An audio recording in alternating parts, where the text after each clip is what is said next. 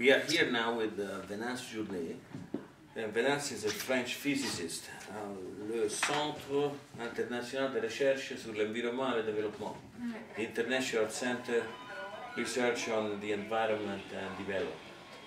And I just want to ask Venance, who gave a talk on this topic a few days ago, what's the French attitude towards this new movement on getting the world rid of nuclear weapons, an idea initiated by 4 wise men in the US 2 years ago? Well, in fact, I would say that the opinion in France is very divided between a few people who talk about it, including somebody who didn't make so much noise, international noise at the time, because he speaks French and writes in French. His name is Michel Rocard. That's the former prime minister who worked on the Canberra Commission and wrote and explained how he changed his mind on the necessity of nuclear weapons when he worked for the Canberra Commission. And he has extensively written about it, spoken about it, already in '96. Nobody knows that outside of France. In which direction he changed his mind? He was prime minister in France, and you can't be prime minister if you are against nuclear weapons. Mitterrand was against nuclear weapons when he was in the Socialist Party until '78, when they knew that there was a chance that the Socialist Party could be, somebody from the Socialist Party could be elected French president, so president of the French Republic. So then he made a total U-turn in '78, and he became more Gaullist than the Gaullist, as he's known to have said. Nuclear deterrence, it's me. So that's he became absolutely a total convert.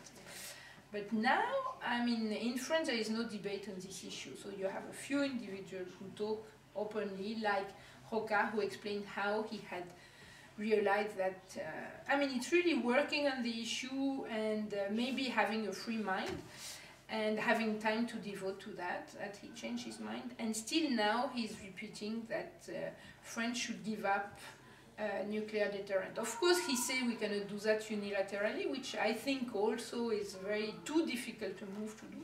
But we could imagine that French and British together could give up their nuclear deterrent, and I think would give these countries the status in the world that they don't have now, because I think we need to do something before the 2010 NPT conference, and there is a need to have absolutely, I would say, a dramatic change or a dramatic new, and better be a new in the good direction than in the bad direction, which could happen.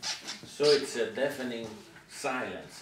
Even on the part of those who are best known abroad, like, I don't know, just to name names, Pierre Lelouch or François Hesbourg. But these people have been silent as well. Not even to criticize it. You don't need to talk when you are agree with the mainstream. The mainstream in France is that we have to keep deterrence in case non-proliferation fails. So these people are along these lines. I think it's a total self-fulfilling prophecy. Why should France, who is not threatened by anyone, keep nuclear weapons while other countries who have been put on the axis of evil or who have been threatened by big powers are denied to have nuclear weapons? I think that the fact that they signed the NPT, it's absolutely politically incorrect to say that. But when you are living in those countries and having the fear they have to be attacked, the NPT doesn't have so much value for these countries as they have for us in the West. It's bad to say, but it's still true, I feel.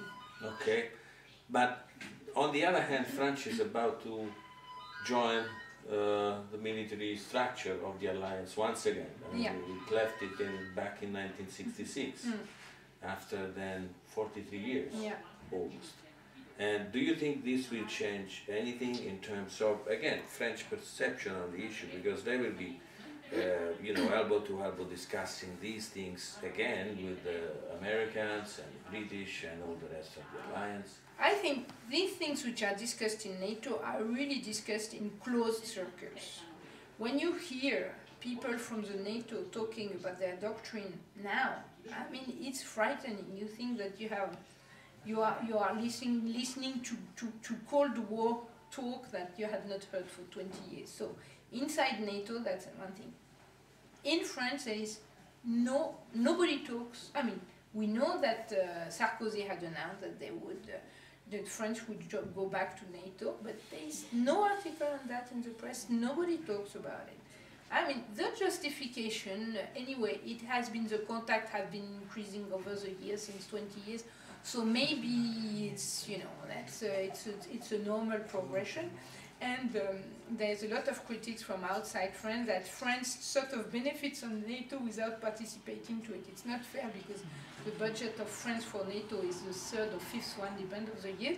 So financially, France is contributing to NATO. It's contributing in several ways. But if France thinks that from inside NATO they can influence more on the building of the European defense, we will see.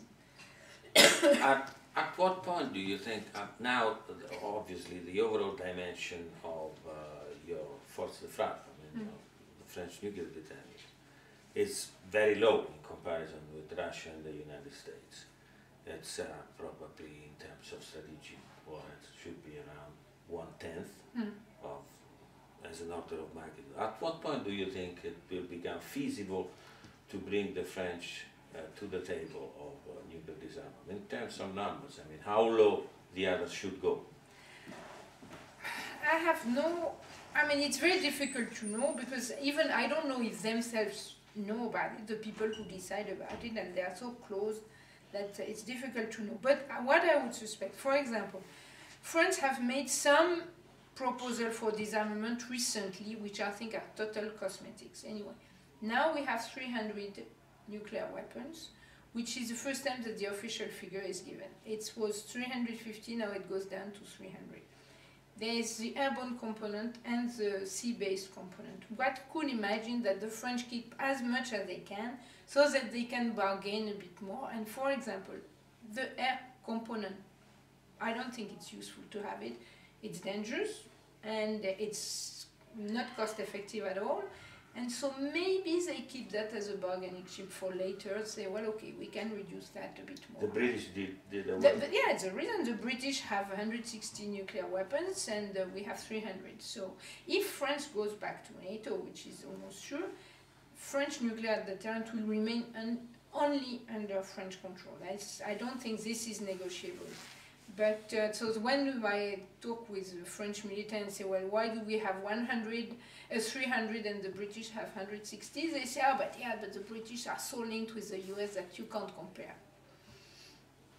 But surely I mean, it's normal negotiations. As they want to keep it as long as possible, they are really trying to find any relevance. So it's for this reason they want to use it in the framework of a European defense, that the French deterrence could help to deter of attack to other countries. Of course they want to keep it. Last question with regards ISODARCO. I mean, do you think this issue of nuclear disarmament is here to stay? So you would advise ISODARCO to stay on this issue even in the coming Absolutely, because what we see is that the question of doctrines and the questions of equipment, weapon procurement, it's still not going in the direction of disarmament. On the contrary. So, and there are very few places when those things are discussed internationally. But I would really like to see more people coming from outside of the Western and Russian world. So more Indians, Pakistanis, Chinese by any means, because the Chinese are extremely important of that, and they have really their specific way of thinking about that. And also people from other countries. I mean, Iranians have to be in, and Israelis, and but Chinese, I think, are the most important to bring in, because it's important for us and a completely different thinking from us, and Japanese, of course. Okay, thank you, Venance.